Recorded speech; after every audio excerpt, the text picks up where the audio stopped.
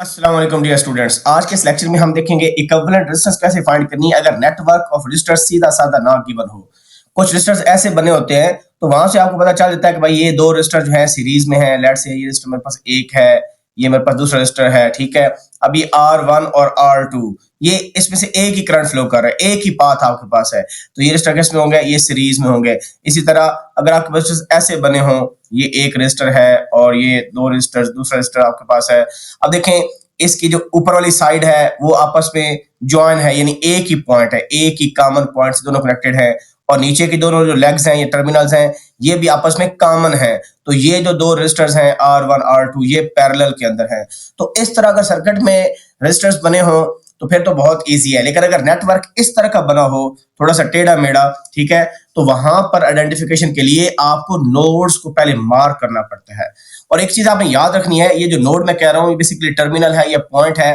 अब यहां पर देखें इसमें ऑलरेडी मार्क्ड है नोड्स, ये ए है, ये बी है, ये सी डी उसने बनाए हुए हैं और रेजिस्टेंस ए बी और सी डी फाइंड करनी है। लेकिन यहाँ पर एक बड़ा इंपॉर्टेंट पॉइंट ये है कि भाई अगर ये पॉइंट ए है और इसको पॉइंट डी से कनेक्ट कर दिया तो इससे दो नोड्स नहीं होते। इसका मतलब ये है कि ये जो पॉइंट ए है ये डायरेक्टली कनेक्टेड है डी से, यानी बेसिकली डी और ए एक ही पॉइंट्स हैं, दो पॉइंट्स नहीं है बल्कि एक ही पॉइंट के दो लेबल्स हैं, एक ही नोड के दो नाम हैं, ठीक है। तो यहां से मैं ये पता चला कि अगर आप किसी नोड को ए कह रहे हो या डी कह रहे हो तो उस दो लेबल देने से वो दो नोड्स नहीं बनते बल्कि वो डायरेक्टली कनेक्टेड हैं। इसी तरह अगर आप बी और सी को देखो तो ये दो नोड्स नहीं बन रहे बल्कि एक ही नोड के दो लेबल्स हैं, because they are directly connected, दरमियान में कोई सर्किट एलिमेंट नहीं है।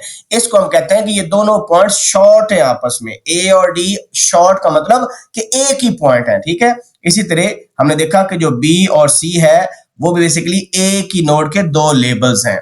तो इस सर्किट को आप हम सिंप्लीफाई कर सकते हैं। सिंप्लीफाई कैसे करेंगे कि जहां पर डी लिखा है वहां पर ए लिख देते हैं, जहां पर सी लिखा है वहां पर बी लिख देते हैं। तो इसको हम रीड्रा करते हैं। तो मैंने रीड्रा किया, देखें ये रेजिस्टर 10 ओम का है, ये मेरे पास पॉइंट बी है या नोड बी है और ये 40 ओम का रेजिस्टर है।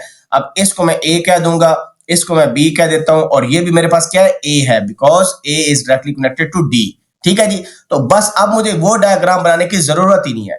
अब ये 10 ओम का रेजिस्टर है और ये 40 ओम का रेजिस्टर है और मैंने कंप्यूट क्या करना है? मैंने कंप्यूट करना है आर ए बी, यानी ए और बी के दरमियान रेजिस्टेंस जो नजर आ रही है वो बताओ। अब यहां पर एक और क्रूशियल पॉइंट याद रखें, जिस तरह पीछे मैंने पैरेलल का कंसेप्ट बताया, लेट्स से इस टॉप वाले पॉइंट को मैं ए कह देता हूं और इस बॉटम वाले पॉइंट या नोड को मैं बी कह देता हूं।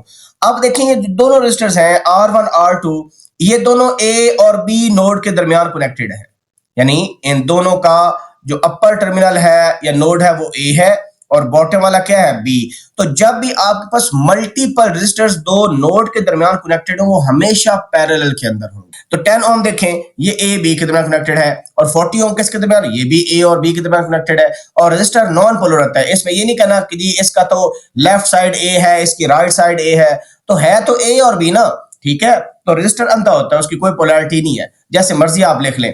तो अगर मैं इसको दोबारा रीड्रा करूं, ये देखें ये ए और बी के दरमियान रेजिस्टर आपके पास है, ये ए है ये बी है और हमारे पास है 10 ओम और 40 ओम भी ए और बी के दरमियान है। तो मैं इसको आसानी के लिए ऐसे बना लेता हूं आपको समझाने के लिए कि ये 40 ओम का रेजिस्टर है और ये नोड भी ए है, ये नोड भी बी है।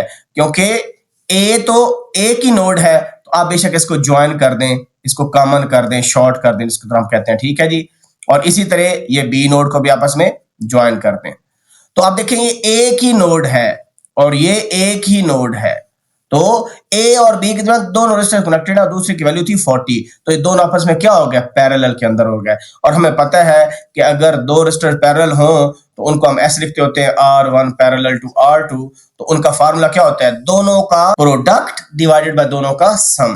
तो दोनों का प्रोडक्ट मतलब है R1 R2 over R1 plus R2 करते हैं हम। तो हम इसको करते हैं जी आर ए बी, हमारे पास आ जाएगा 40 multiply by 10 divided by 40 plus 10 और आंसर ओम में आ जाएगा और हमारे पास आ जाएगा जी R A B is equal to, ऊपर आ जाएगा 400, नीचे आ जाएगा 50 और ये 0 0 से कैंसल और 5 8 are 40। So 8 ohm is the answer of RAB. अब RAB हमारे पास आ गया जी 8 ohm, ठीक है। लेकिन हमें पता है कि जो A नोड है वही D नोड है और जो C नोड है, ठीक है, जो C है वो B है, यानी A D के बराबर और C B के बराबर। तो इसका मतलब है A की जगह हम D लिख सकते हैं, तो हमारे पास क्या आ जाएगा RD, और B की जगह क्या लिख सकते हैं C लिख सकते हैं। तो RDC भी 8 ओम है भाई, RDC को हम RCD भी तो लिख सकते हैं ना। इससे क्या फर्क पड़ता है कि आपको कोई बंदा कहे भाई RAB जो है वो आपके पास 8 ओम है, तो RB ये कितना होगा भाई, वो भी 8 ओम होगा क्योंकि नोड्स दो आपके पास A और B। इस तरह अगर RDC 8 ओम है तो RCD भी क्या है, वो भी बात तो एक ही है ना, ठीक है।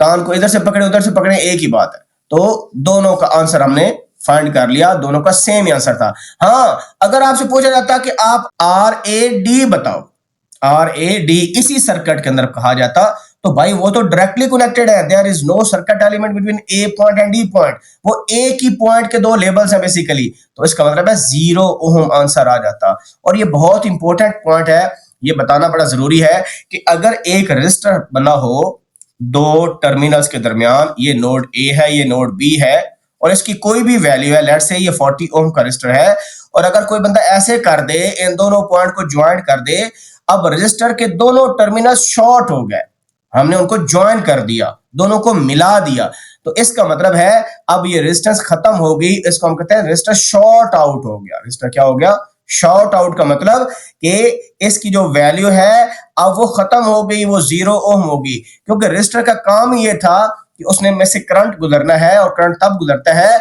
जब दो टर्मिनल्स डिफरेंट पोटेंशियल पर हो। आपने दोनों को आपस में शॉर्ट कर दिया, मिला दिया, तो रेजिस्टेंस का काम क्या हो गया, खत्म, शॉर्ट आउट हो गया, मतलब 0 ओम हो गया। इसी वजह से जब आप किसी भी रेजिस्टर को इस तरह शॉर्ट आउट करते हो, या इवन सीरीज में रेजिस्टर्स आपके पास हो, लेट्स से आपके पास ये रेजिस्टर है एक और दूसरा ये रेजिस्टर आपके पास है, आप ये पॉइंट A है ये पॉइंट B, ये C देखना जाए सीरीज में है, लेकिन कोई बंदा अगर ऐसे कर दे A और C को आपस में ज्वाइन कर दे, तो अब हमने क्या किया, देखिए ये तो रेजिस्टर सीरीज में थे, इसका तो एक आंसर आ गया, वो जो एक रेजिस्टर होगा उसका एक टर्मिनल C है और दूसरा टर्मिनल क्या है, A है, और वो दोनों आपस में क्या है, डायरेक्टली कनेक्टेड है वाया दिस पाथ, इस पाथ से डायरेक्टली कनेक्टेड है आपस में, तो वो सारे का सारा शॉर्ट आउट हो गया।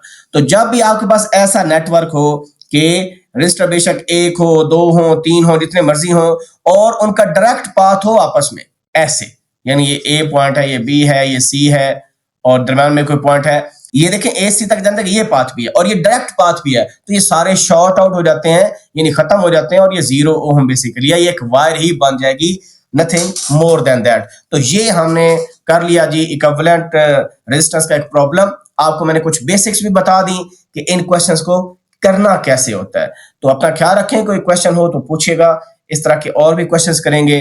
अल्लाह हाफिज नासिर।